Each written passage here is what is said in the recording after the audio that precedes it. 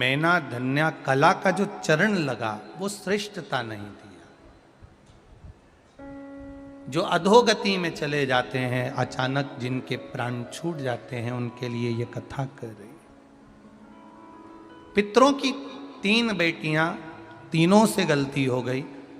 आप शिव मंदिर में जाएं, कोई गलती ना हो, जल चढ़ाएं, मना नहीं, छींटा ना लगे, धीरे धीरे चढ़ाइए।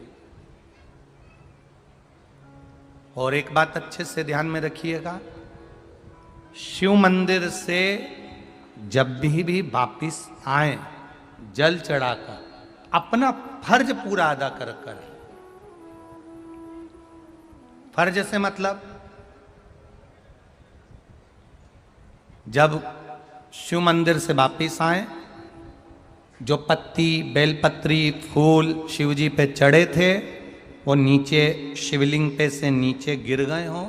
एक शिवलिंग रखा है, लाना मिट्टी वाला, लाइए जरा उठा के। अब छत्तीसगढ़ में कथा चल रही, थोड़ा ध्यान से सुन लोगे एकांतेश्वर शिवलिंग का पूरा वृत्तांत। तो आप लोग जो पशुपति व्रत कर रहे हो या कोई भी उपास करते हो, कई लोग कहते हैं हमने करा नहीं हुआ। क्यों नहीं हुआ? उसमें हमारी गलतियों को हमें छाट। ये देखिए,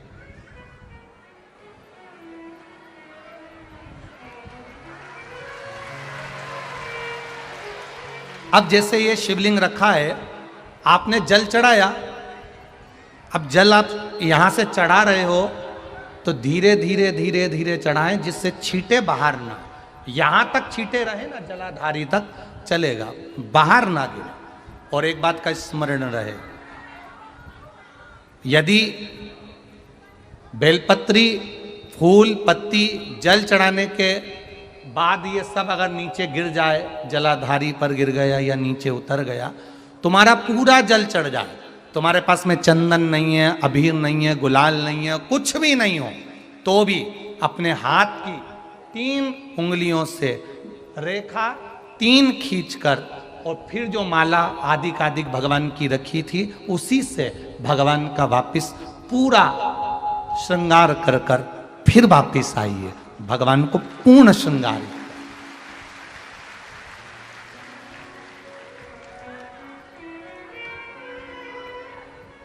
भगवान का पूर्ण श्रृंगार कर कर आइए। कई लोग जल चढ़ाने के बाद में भगवान का जो फूल पत्ती नीचे रखी रहती है, आप, हम ये नहीं कह रहे कि आप अपने घर से लेकर जाओ, आपके पास में कुछ नहीं, 1 लोटा जल चढ़ाओ, जल चढ़ाया, जो फूल पत्ती नीचे रखी हुई है उसी को उठाकर, उसको रखकर, उसी फूल से भगवान का खूब सुंदर श्रृंगार भगवान का कर कर फिर आइए।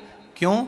शिव का जब हम श्रृंगार कर कर आते हैं, माता पार्वती जी ने देव अधिदेव महादेव का श्रृंगार किया है, आप लोगों के स्मरण में होगा। राम जी ने माता जानकी का श्रृंगार किया है। रामचरित सुनिए कथा, रामायण सुनिए, आप लोगों ने रामायण सुनी होगी, तो उसमें माता बैठी हैं शिला के ऊपर और भगवान राम उनका श्रृंगार कर रहे हैं। एक कौवा आता है, वो चोंच मार कर जाता है, ये सारा वृत्तांत आप लोगों ने श्रवण किया है। तो राम जी माता सीता का श्रृंगार करते हैं, भगवान कृष्ण राधा जी का श्रृंगार करते हैं। केवल एक देव अधिदेव महादेव की कथा ऐसी है जिसमें पार्वती जी शिव जी का श्रृंगार करती है। शिव का श्रृंगार किस लिए? क्यों? कहा जल चढ़ाने के बाद वहीं पर पड़ी हुई पत्ती से, फूल से, जो चढ़े हुए फूल हैं, चढ़ी हुई पत्ती है, चढ़ा हुआ निर्माल्य है, जो भी शिव जी का है, उसी को धोकर वापिस भगवान का श्रृंगार कर कर आना चाहिए। किस लिए? कि हे भोलेनाथ, जब मैं इस संसार सागर से जाऊं, अखंड सुहाग लेकर पूरी श्रृंगार कर कर इस धाम से जाऊं, ऐसी कृपा बन। जो पढ़ाओ, जो पढ़ाओ, चंदन नहीं है, हाथ से चंदन का स्मरण होना चाहिए। नहीं है हमारे पास लगाने को रोली, मौली, चंदन, जो भी आपके पास में, अबीर, गुलाल नहीं, अपने मन का गुलाल लगाइए, अपने मन का हृदय से दिल से रिझाने का प्रयास। ले जा बाबू, ले जा,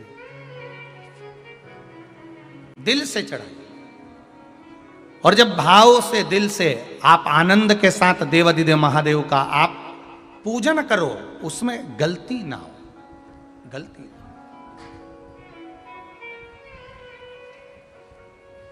देखिए, पितरों की 3 बेटियों को श्राप लग गया। श्राप क्या लगा? तुम्हें पृथ्वी पर जाना पड़ेगा, मृत्यु लोक में जाना पड़ेगा, और तुम्हें मृत्यु लोक में जन्म लेना पड़ेगा। मृत्यु लोक में जाना पड़ेगा और तुम्हें जन्म लेना पड़ेगा। अब दुख आ गया। पितरों की बेटियां, इन्होंने पूछा हमारा भी कल्याण हो और पितृलोक में जितने पितर आए उनका भी कल्याण हो। जो अधोगति में, जैसे हमारी गति बिगड़ी है, हम अभी युवान अवस्था में हैं, आपको चोट लगी, आपने हमको श्राप दिया, मान लो कोई अधोगति में प्राण छोड़कर चला जाता है, उसका उद्धार कैसे हो? सनकादि ऋषि से पूछ रही, आप कृपा करो, आप दया।